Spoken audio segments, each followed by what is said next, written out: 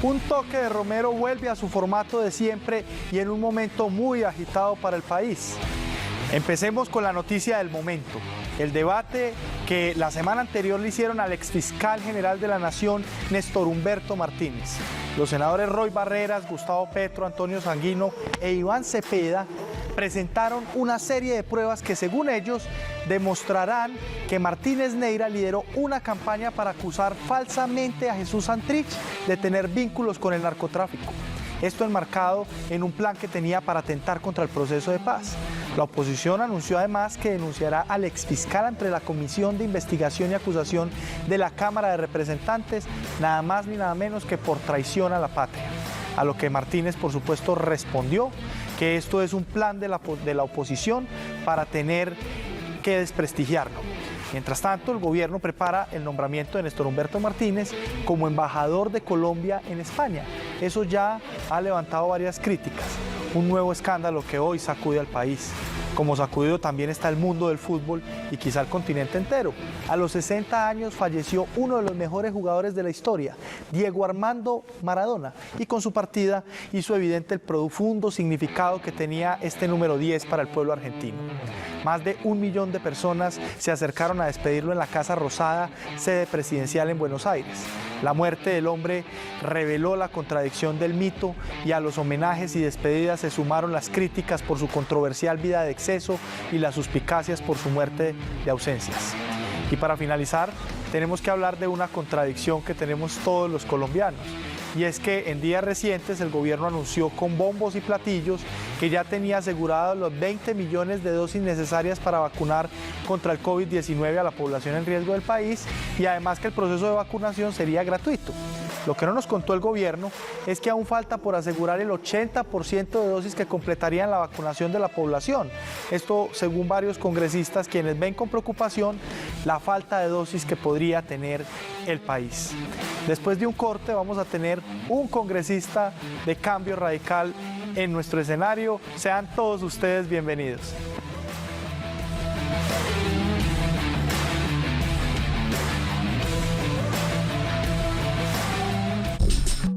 Estás viendo Un Toque de Romero.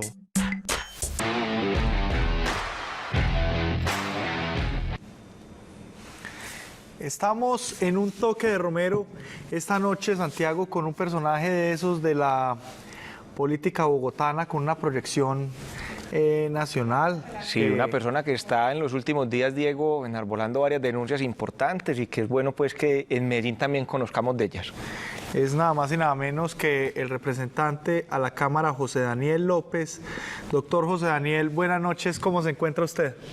Buenas noches, Diego, buenas noches, Santiago, un saludo a todos los televidentes de Telemedellín y les regalo el doctor José Daniel nomás, por favor. José Daniel, estamos en este momento pasando de una coyuntura muy interesante en el Congreso de la República, dada por un debate que inició el senador Gustavo Petro y que fue acompañado por el senador Sanguino y por Cepeda y por Roy Barreras y otros senadores. Un debate que indica o que da muestras de que el exfiscal Néstor Humberto Martínez Neira utilizó el andamiaje del Estado y de su poder en la Fiscalía General de la Nación para entorpecer el proceso de paz. Y eso pues sin duda en todos los medios y los programas de opinión y hoy a los antioqueños pues nos genera dudas sobre cuáles son las posiciones de uno y otro personaje de la historia política. ¿Cuál es su posición al respecto? Pues hombre, vea, yo lo primero es que no vayamos a exonerar las responsabilidades de quienes en cualquier caso cometieron delitos o quisieron cometerlos. Que si Jesús Santrich fue entrampado, que si Iván Márquez fue entrampado, pareciera que sí, a partir de la evidencia que hemos venido conociendo. Pero que el hecho de que usted le pongan una trampa a ver si comete un delito y usted lo termina cometiendo, entonces lo exonera de la responsabilidad judicial y a ellos como antiguos comandantes de las FARC de la responsabilidad política. en medio de la confianza que les dio el país al firmar un acuerdo de paz para que dejaran atrás el crimen, no. Yo creo que acá no hay que dejar de insistir en lo más importante, y es que los principales responsables de cometer actos de narcotráfico, tentativa de traficar droga a Estados Unidos, así haya sido en medio de una trampa, de una tentación que les pusieron, en este caso es sin duda el señor Jesús Santrich. Y acá no vengamos con expiaciones a su conducta. Santrich se fue para el monte otra vez, se fue con Iván Márquez, se fue con alias El Paisa, no porque el gobierno los haya obligado a eso, no porque se hayan arrepentido de un acuerdo de paz que ellos mismos construyeron durante cerca de 6 años, sino se fueron en realidad porque le tenían miedo a la justicia colombiana, a la justicia estadounidense, porque volvieron a delinquir y volvieron a traficar droga, y creo que eso debe estar en el centro de esta discusión. Pero, representante, está bien y estamos de acuerdo en que eso es importante discutirlo y entenderlo.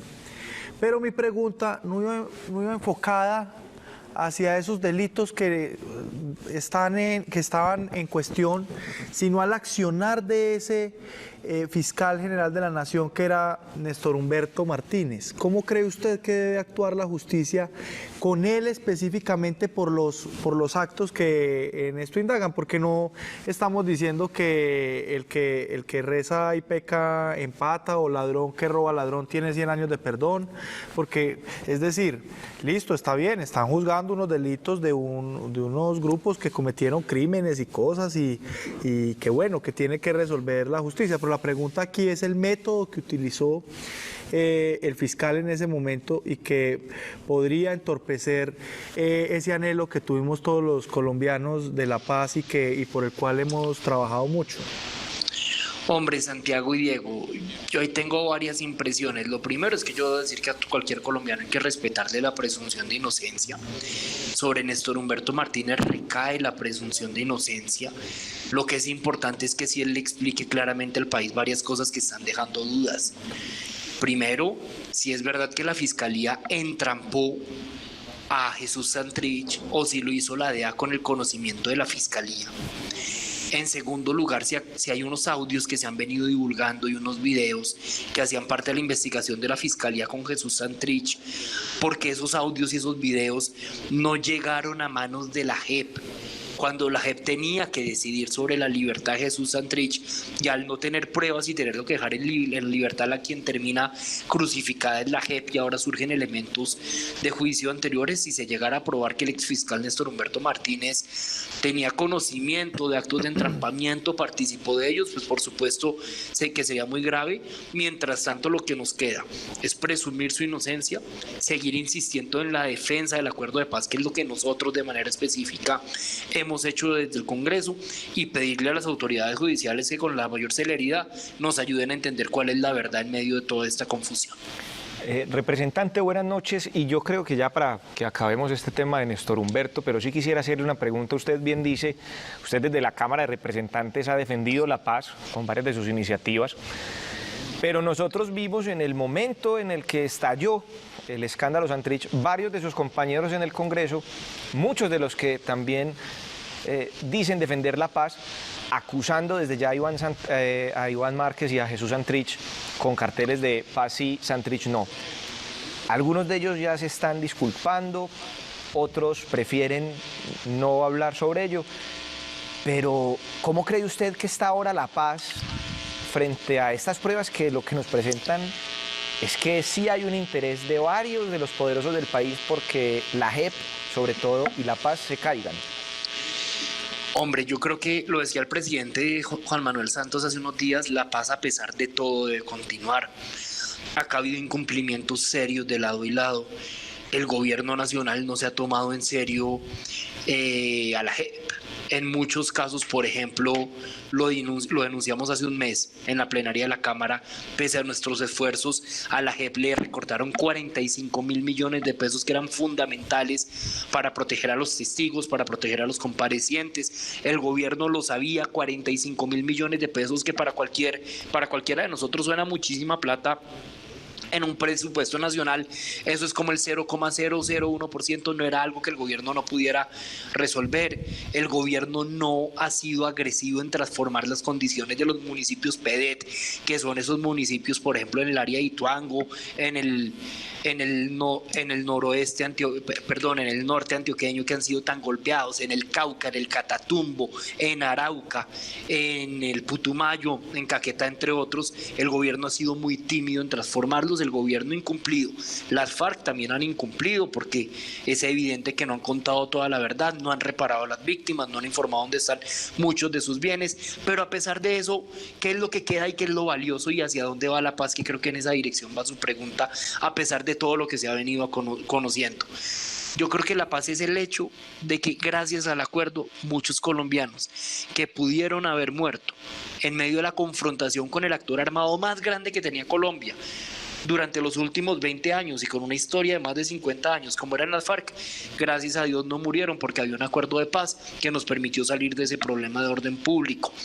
El acuerdo nos deja hoy más del 90% de excombatientes de las FARC que están en la vida civil, en la legalidad, pese a que han matado a cientos de ellos, insistiendo en que el camino no es las armas, aguantándose la tentación de las llamadas de las disidencias, las amenazas, las presiones, los llamados de esa vieja vida para intentar tener una familia, un proyecto productivo, un empleo, unos sueños.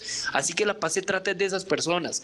Se trata de la empresa de la cerveza La Roja, que es una cerveza hecha por excombatientes. Se trata de la empresa Confecciones La Montaña, que son excombatientes de la FARC tratando de crear una empresa en el sector textil. Se trata de tantos sueños de tantas personas que dijeron: yo dejo las armas y le apuesto a la civilidad.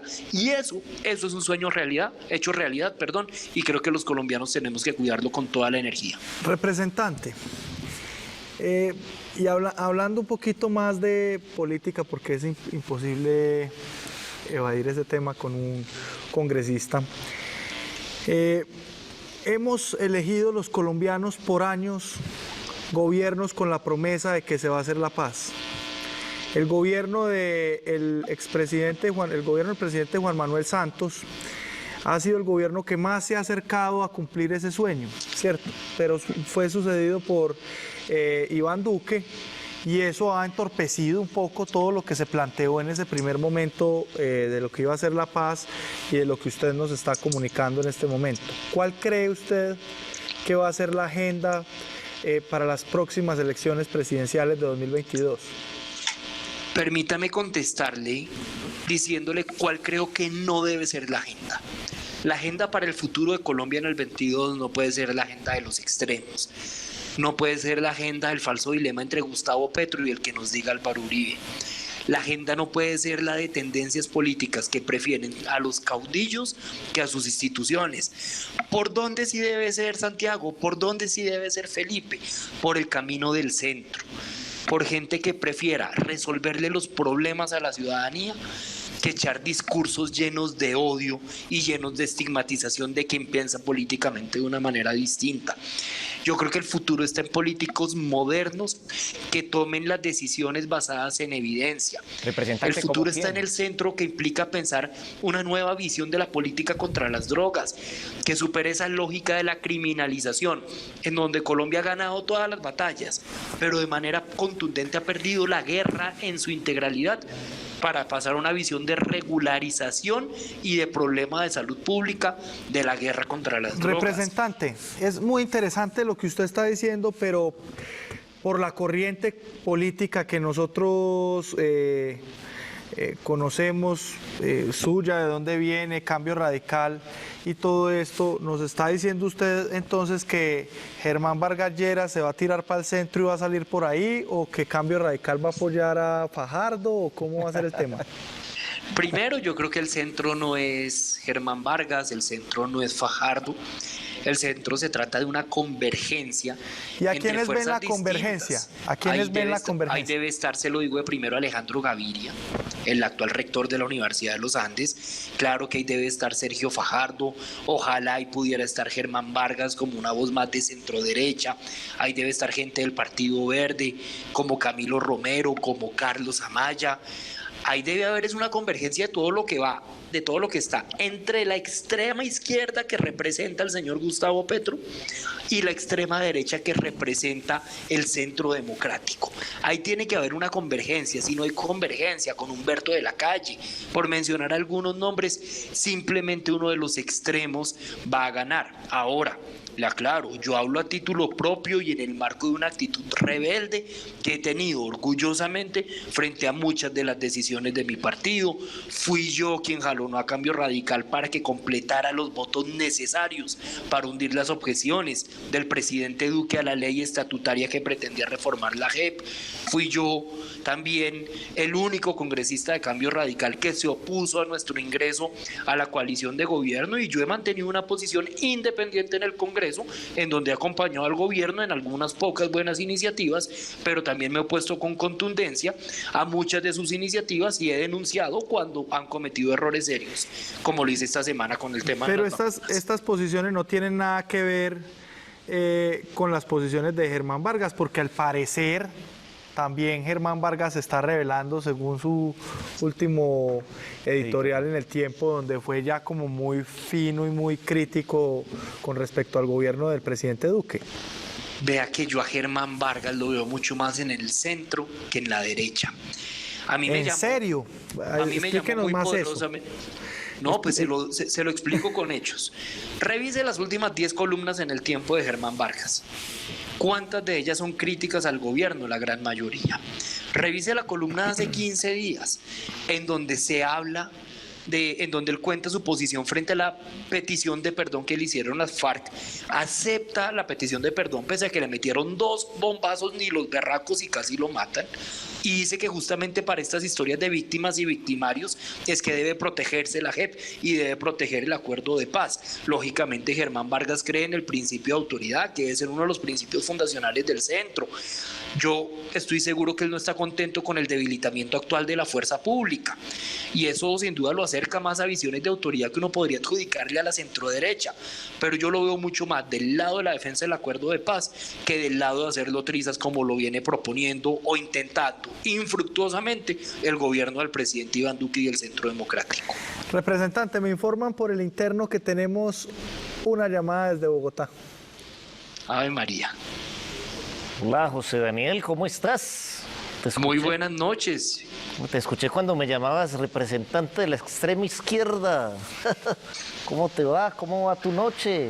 ¿Cómo va tu Senador pandemia? Petro, muy buenas noches. ¿Cómo está usted? Pues un poco desanimado, pero oye, te quiero hacer una pregunta sobre Bogotá, esa Bogotá que tenemos en común. Tú le hiciste oposición al gobierno de la Bogotá humana y acompañaste el gobierno de mi sucesor, quien dejó estructurados unos proyectos en la séptima para construir más Transmilenio. Hoy le pusieron Corredor Verde, Diego, pero parece que es lo mismo. ¿Tú qué piensas de eso? ¿Es lo mismo lo que van a inaugurar con otro nombre? Senador Petro, lo primero es que yo sí lo tengo que llamar a la coherencia. O sea, usted critica a Peñalosa porque intentó el Transmilenio, critica a Claudia por el Corredor Verde, pero usted absolutamente nada hizo con la carrera séptima. La hice más humana, la séptima humana. Más humana porque había más trancón, más carros y más gente, de pronto por ese lado. La gente convive más. La gente convive más en el trancón, pero vive mucho peor. Yo creo que acá tenemos la oportunidad en Bogotá de imaginarnos un futuro distinto para la carrera séptima. Yo no creo que el camino sea simplemente el de cambiarle el nombre al proyecto de Transmilenio por la séptima. Acá tenemos, digamos, y yo creo que todos los colombianos tenemos que ver con la carrera séptima. Hay que entender que la séptima no es una sola homogénea, sino es diversa. La séptima, por ejemplo, a la altura de Chapinero, de Teusaquillo, del centro, es una séptima muy congestionada, llena de edificios, patrimonial, con el Parque Nacional. Para esa séptima, un corredor ambiental, peatonal, ojalá con un sistema estilo tranvía, con otro tipo de modo de transporte. La séptima de la 100 para el norte, la séptima que llega a los barrios más deprimidos en la localidad de Usaquén, como en el sector nororiental, necesita un sistema de transporte rápido, eficiente. Es la conciliación de esos dos modelos lo que yo creo que es el gran reto que se debe lograr unificar en torno a este proyecto del Corredor Verde de la carrera séptima en Bogotá. Representante, entonces ya hablamos de De las presidenciales ya hablamos con Petro, y cómo ve que se va configurando entonces el panorama en Bogotá para las regionales. Porque yo sí quiero hacer una pregunta antes de que nos responda el representante directamente. A mí me gusta que nos lancemos al agua. Y usted ya hizo parte de una campaña a la alcaldía junto a David Luna en el 2011. Así es.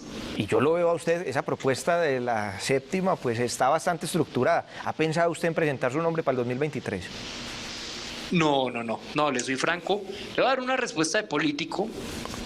Y pues sé que, mejor dicho, regáñenme si quieren, pero la única campaña en la que yo estoy en este momento es en la campaña de cerrar con broche de oro estos casi 2 años que me quedan en la Cámara de Representantes. Obtuve el galardón Pero de Cifras y Conceptos 2 años seguidos como el mejor independiente. Quiero cuidar eso, hacerlo de la mejor manera, luego evaluar una eventual reelección. Sí, y si no tomo esa decisión, ver otros escenarios. Pero representante, ustedes los representantes tienen tareas, los congresistas tienen algunas tareas y usted ya se escucha con mucha claridad cómo ubican el espectro ideológico en el centro a Germán Vargas Lleras, y tienen planteado más o menos como el esquema de hacia dónde se van a mover. Queda claro entonces que Germán Vargas Lleras espera ir a una coalición con el centro o a una consulta con el centro para poder configurar una candidatura o una propuesta para el país.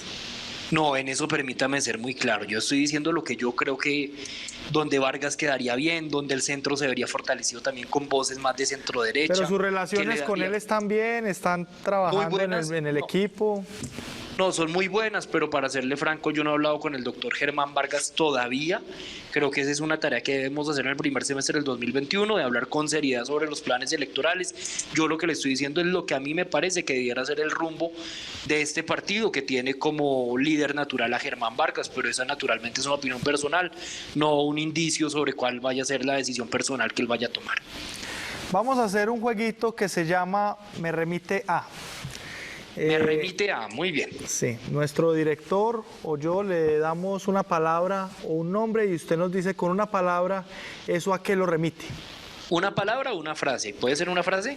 Hagámosle pues una frase. Bueno, puede ser una frase sin ningún problema. Pero no puedes echarme un discurso con cada palabra. Por supuesto. No, ahí por pierdo. supuesto, ahí sí, total. Listo. David Luna. Enseñanzas, Germán Vargas. experiencia y capacidad de gobernar. Bogotá. Mi vida, mi corazón. Claudia López. Innovación y berraquera. Néstor Humberto Martínez. Pudo hacer más por la paz. Juan Manuel Santos. La paz. Se dio, renunció a su capital político por la paz. Enrique Peñalosa.